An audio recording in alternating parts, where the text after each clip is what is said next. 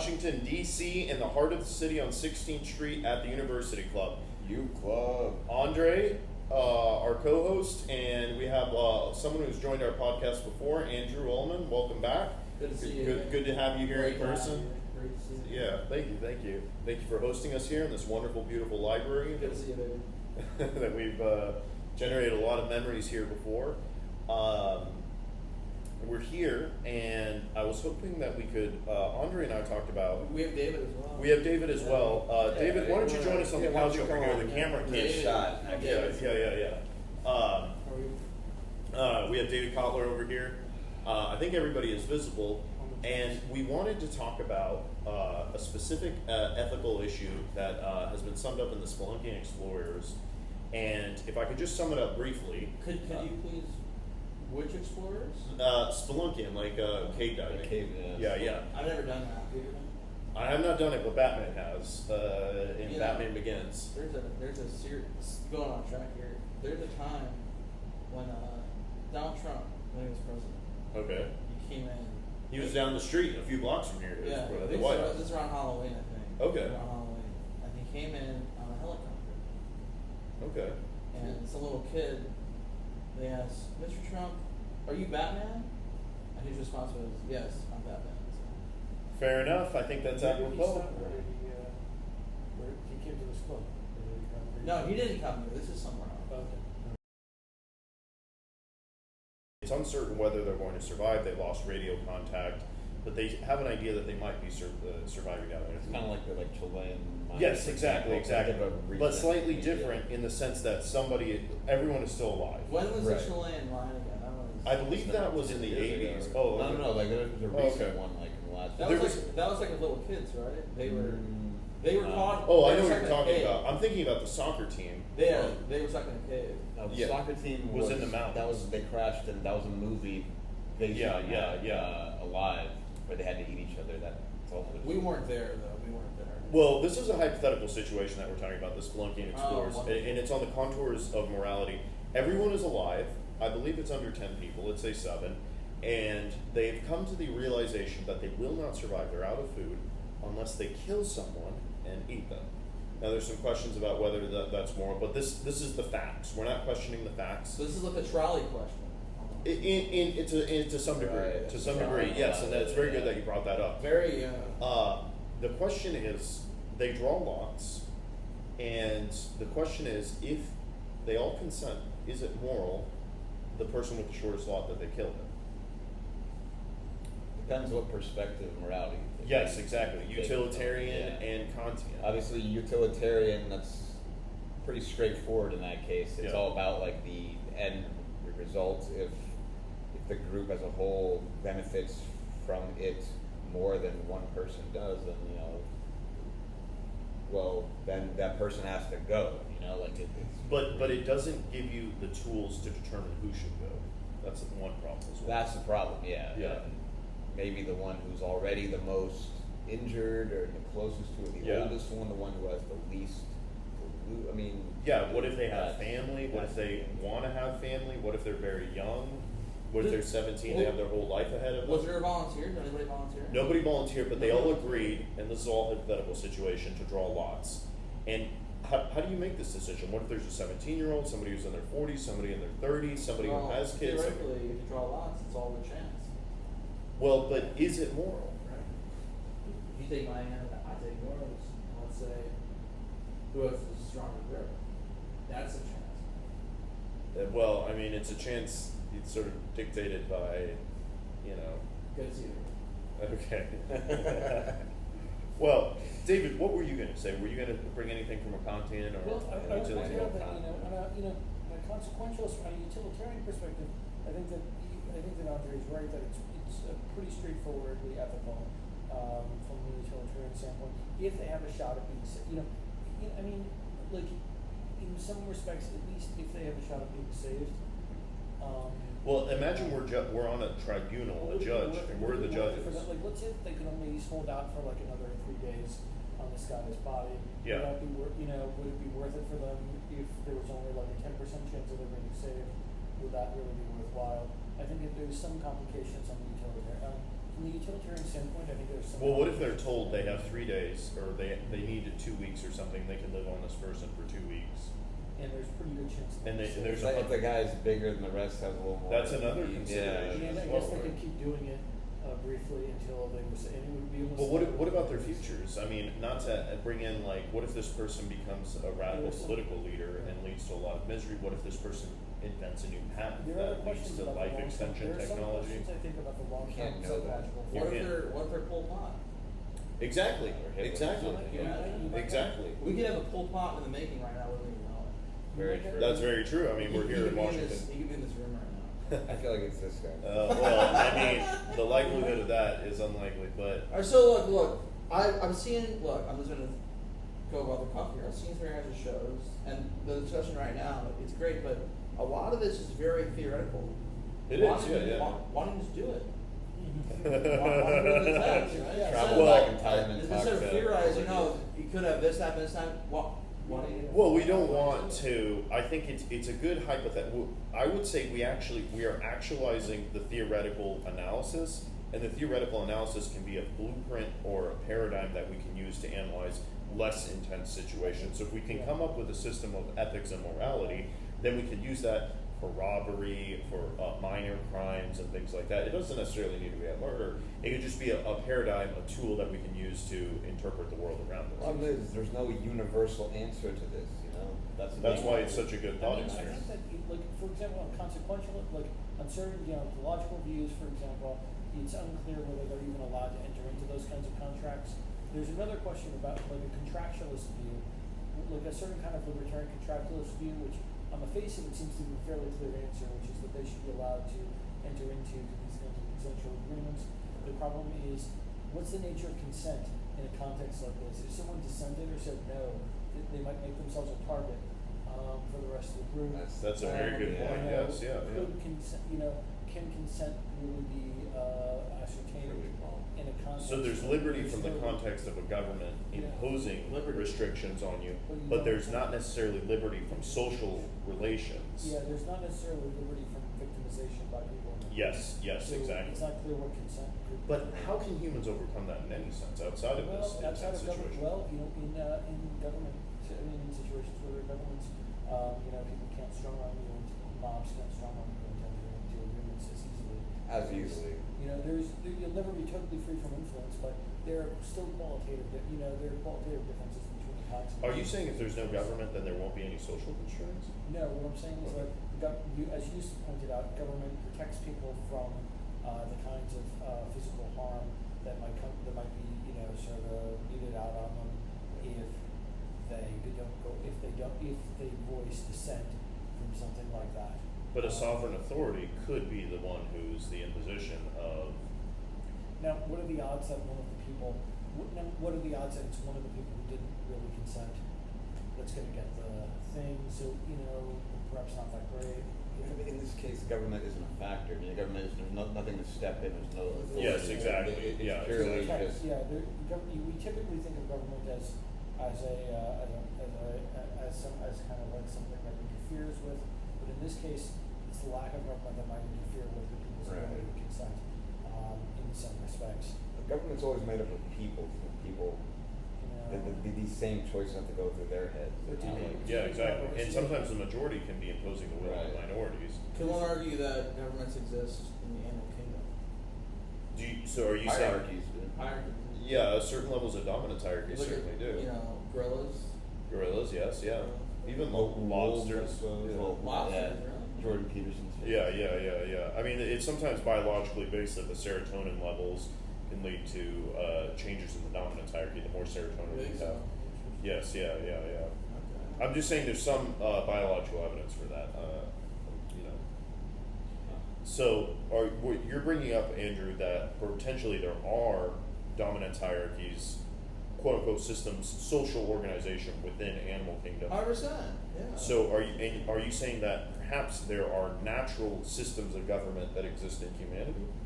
Would that be natural? Well, I would say the most natural was probably dictatorship.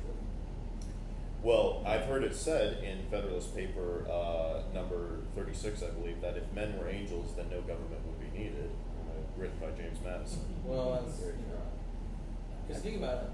I think communism or authoritarianism is the longest lasting. It's the longest governance across the whole world.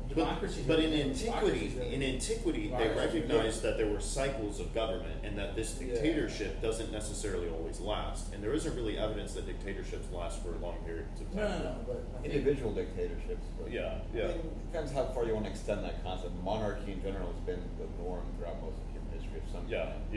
Hereditary or not.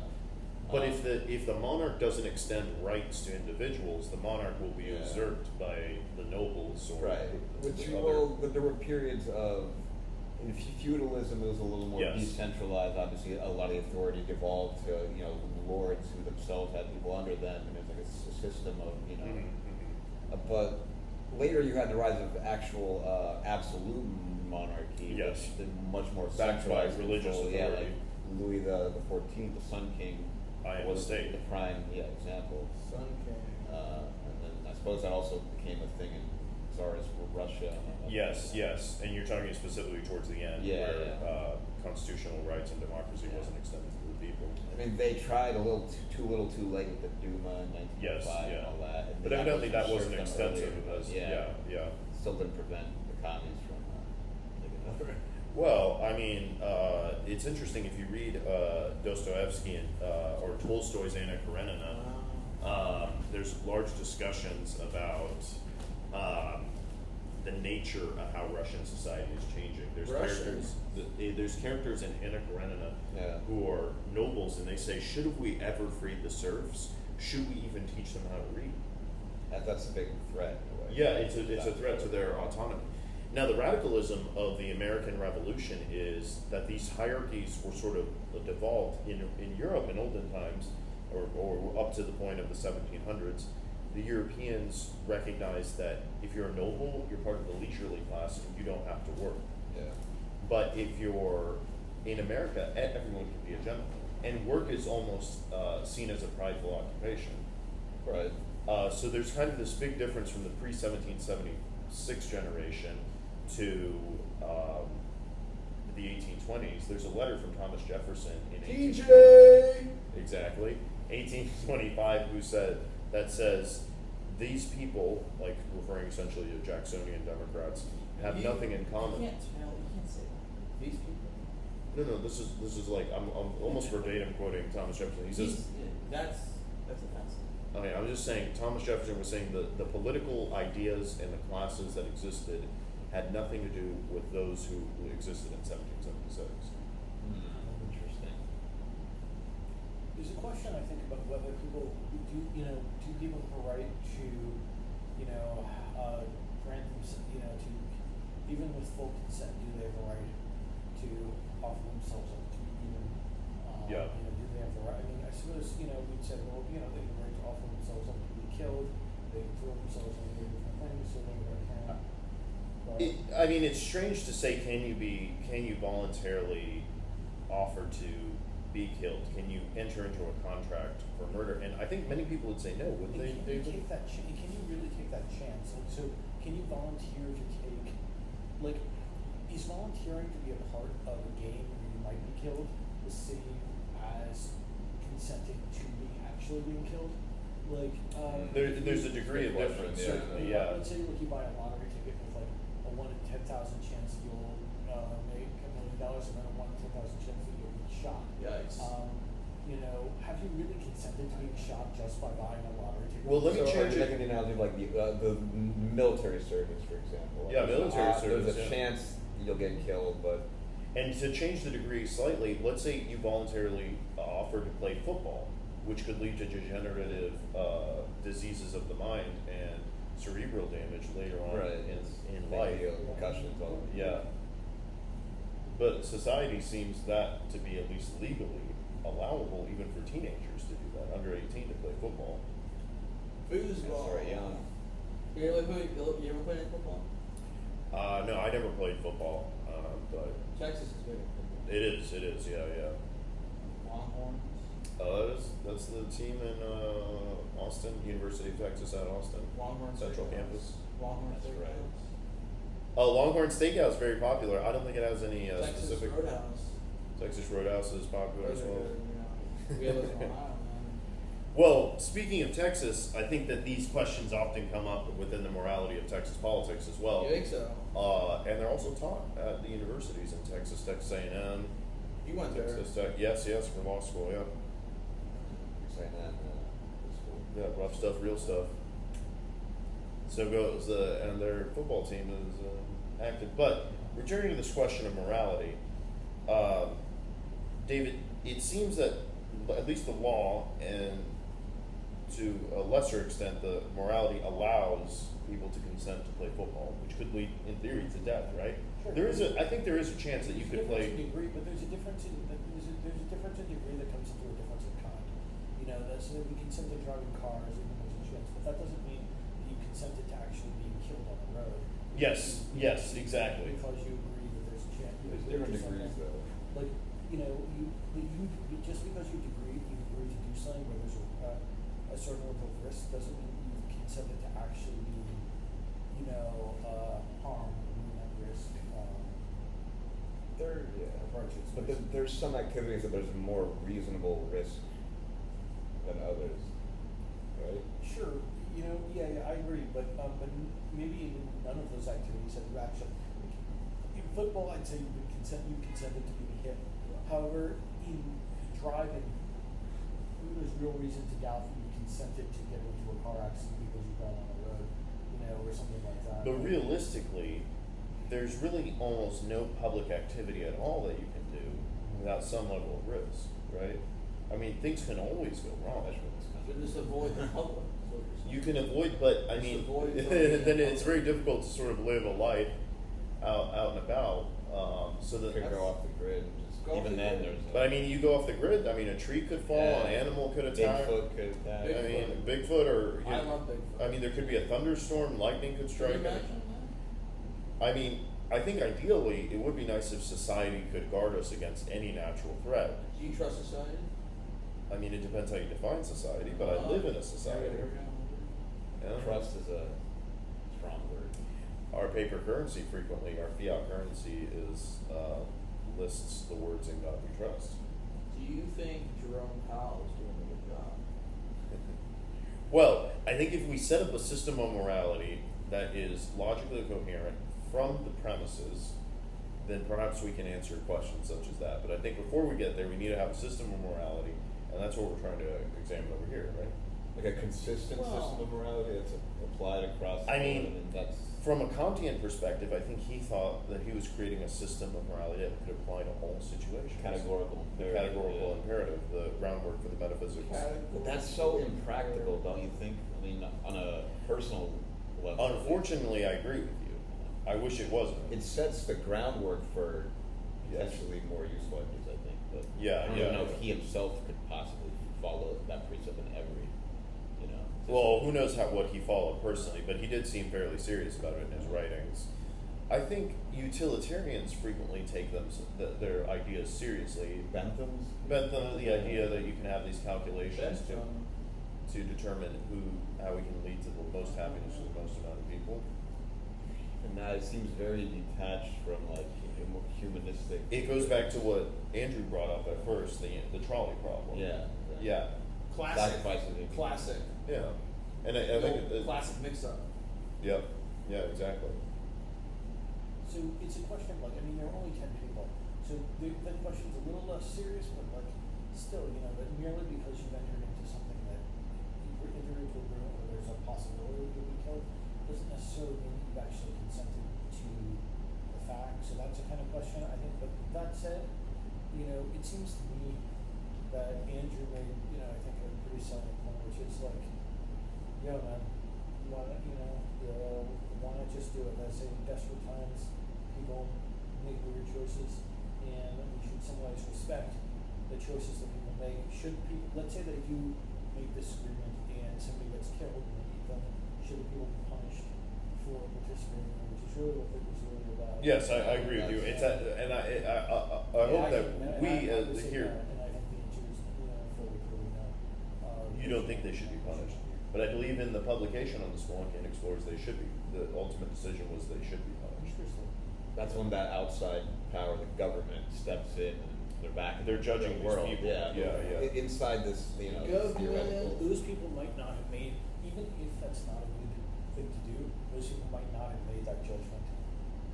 Might not have been able to make that judgment at the time, and so could not be responsible.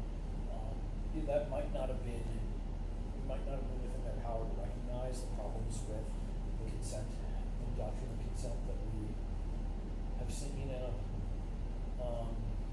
we pointed out. That consent might be something with the probability of getting a certain result doesn't necessarily mean you've actually consented to that result. And that the consent is drawn under potential duress. Possibility of that result and that result, I mean, they're inseparable though. Yeah. Well, That's the problem. I don't, it's not, but, right, I mean, that's to say, take, you get on the highway, you're doing something that gives a risk of a car accident, but you haven't consented to actually getting into the car accident. You entered into a process. Yeah, I guess. That, you enter into a process that could yield that result. In that situation, it's a more distant. It's not as closely tied to. But in this cave situation, there's only a few people. It's a lot more. Yeah. It's fairly clear what they're agreeing. Kind of what they're agreeing to, but depending on the way that it's done, it might not entirely be. I feel like you're giving a defense, though, David. I mean, if you're a defense attorney for a murder trial, you say, well, it was the heat of the moment. And, I mean, perhaps procedurally that is the defense that one should give, but, well, I saw my spouse cheating in the heat of the moment, I killed them both. Yikes. But if you were in a logical, perspective, and I think you wouldn't have that defense if you said, well, I waited for a whole week and I prepared. There's not that heat of the moment. And that sort of correlates to what you're saying, this heat of the moment idea, where you're saying, well, these people might have been under duress, they're in a stressful situation. But should the law judge someone under perfect circumstances, reasonable circumstances, or duress circumstances? And how do they do so? Yeah. So I think that, duress comes in particularly when we're talking about, the ability to assess kind of abstract questions, very abstract questions of, have they consented? Like if you decide to play Russian roulette, or something like that, it's not clear that you actually, or let's say you play a game instead of Russian roulette, play a different version of it, where you have each other fire a gun, it's not clear that you've actually consented to being, killed merely because merely because you agreed to participate in the process and had a chance to be killed and you're aware of that. In the same way that you're not necessarily consenting to getting into a car accident because you enter a highway. Well, there's a higher likelihood of risk playing Russian roulette. Yeah. Well, then. What about like William Tell, that kind of thing? With like playing these dangerous games. Yeah. It's a kind of there's a high level. Some of it, in some cases, it's it's in the highway accidents. It's more clearly the Russian player's fault. In some cases, but we might raise questions about. I think that someone might raise questions about this doctrine of consent in those cases. But those people in this cave, I think probably could be forgiven for. They could be forgiven, but is it the duty of the law to set examples that, such as this? I mean, I've heard it said that you can't stop all the people hopping the metro guardrail, but I've heard it said you can find the biggest guy, beat him up in front of a bunch of other guys, and then no one's going to hop the guardrail anymore.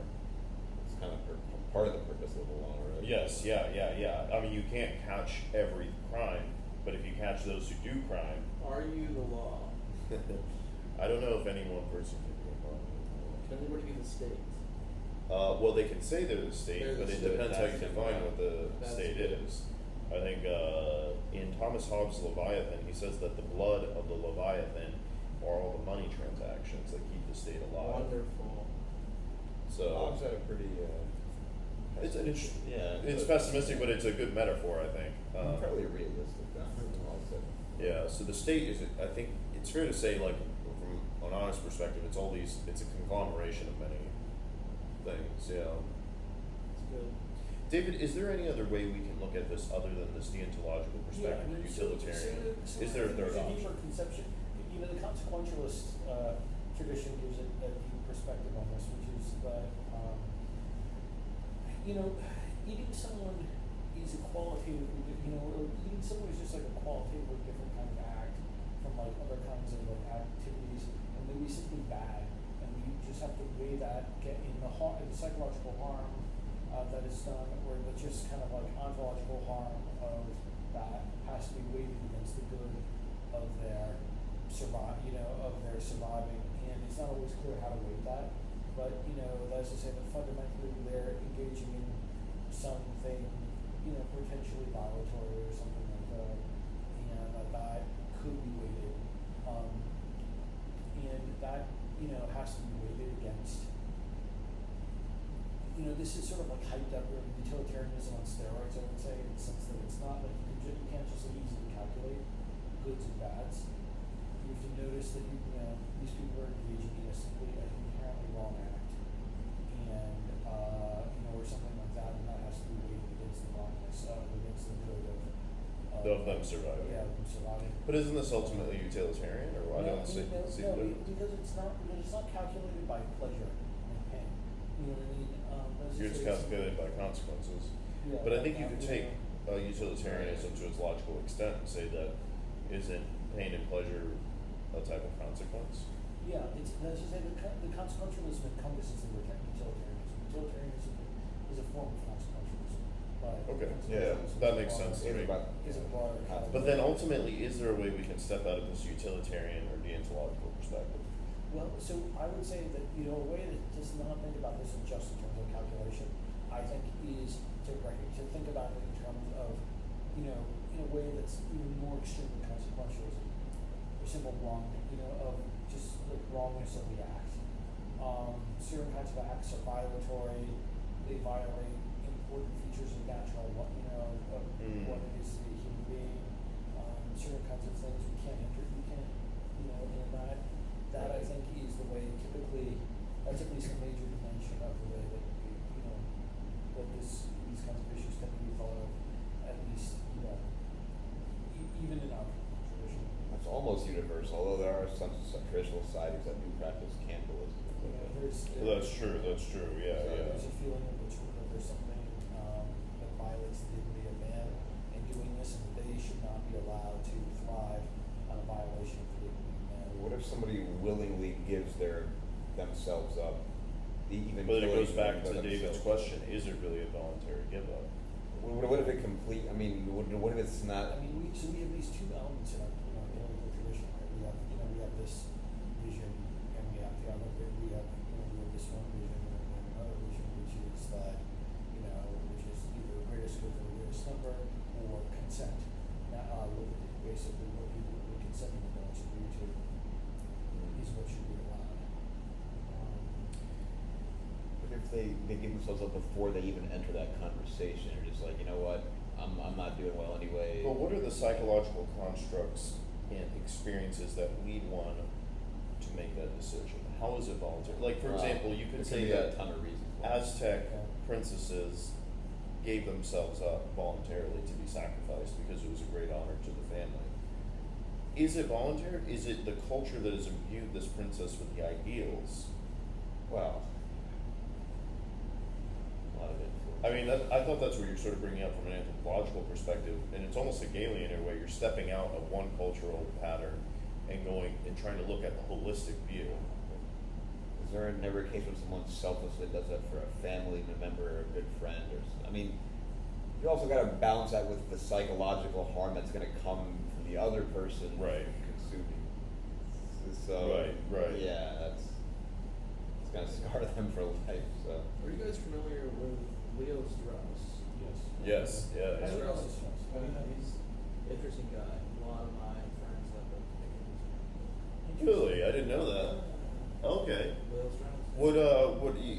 Is something specific in Leo Strauss' thought that bringing you up? I mean, look, I'm very new to Straussian.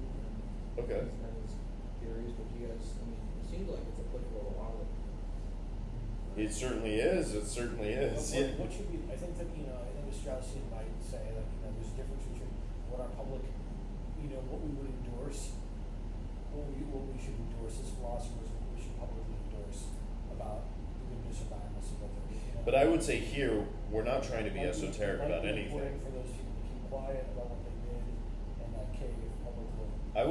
Well, okay, fair enough. But I would urge that the purpose of this podcast is try to be as exoteric. We're not trying to hide any balls here, right? Yeah. Hopefully Sure. not. Hopefully Yeah, not. yeah. But we can still talk about how. Yeah, we can talk about how different people might hide what happens in the cave. The Straussians would probably combine a practical utilitarianism with a public natural law theory or a dignity theory that those people should not violate the dignity, should not have. I agree with you on that. I think a Straussian would argue that But it was okay. these are poor, effectively poor minors. Who cares? These people need to be put to death because they committed murder. Yeah, And that needs to be set as an example for others. But that it might be okay to do that if it were kept quiet, if it was kept quiet. If they I were- suppose that's for true. So example, that if it they didn't were- become a national sensation, if they then were in the military, for example, if they had discipline, Yeah. they kept quiet over the women, that might be acceptable. But it's there's some questions about the nature of I have some real questions about whether if you're consenting to an activity that takes on that consenting to a certain kind of activity like drawing straws, whether you really consent to the outcome, whatever the outcome may be. well, you're hoping that the outcome is that you're not picked. Are you really consenting to getting the short end of the stick? In cases like that, there's some question about that. I don't know if most people mentally, consciously are consenting, or at least aware that they're consenting. Yeah. I think that.